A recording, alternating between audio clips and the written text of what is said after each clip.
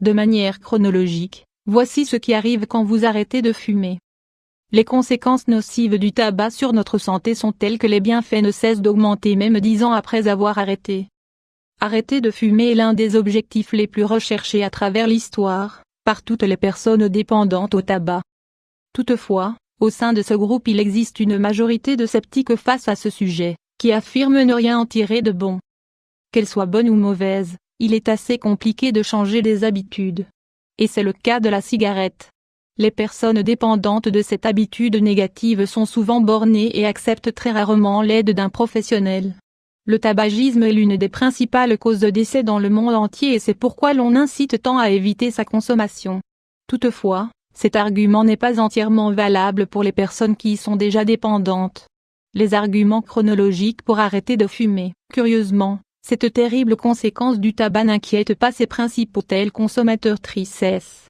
Toutefois, la présentation d'une série de bienfaits en ordre chronologique peut être plus convaincant. Si vous ou une personne de votre entourage fume, les arguments suivants peuvent vous faire changer d'avis. Ci-dessous nous allons vous montrer ce qu'il arrive quand vous arrêtez de fumer.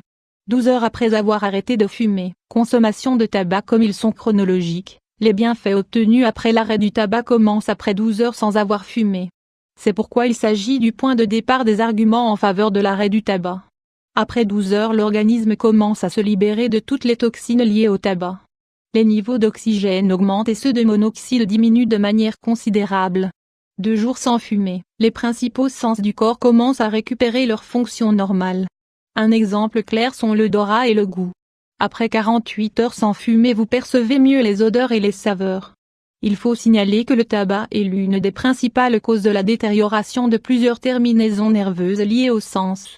1 mois après avoir arrêté de fumer, femme heureuse qui respire le grand air en termes généraux. La difficulté à respirer et la toux sont les principaux problèmes directement liés au tabagisme.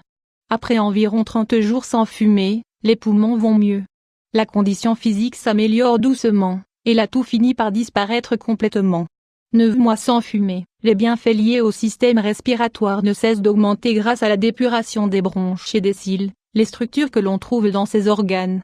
D'autre part, 9 mois après l'arrêt du tabac, le système circulatoire va également mieux.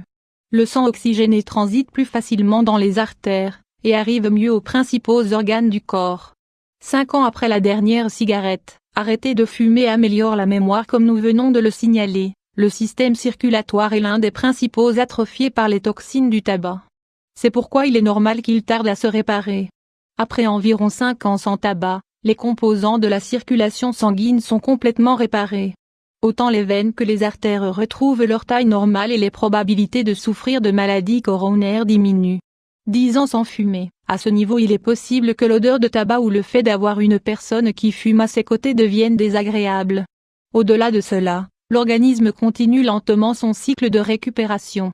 Les dommages occasionnés par cette habitude sont immenses et même 10 ans après le cycle de guérison est toujours latent.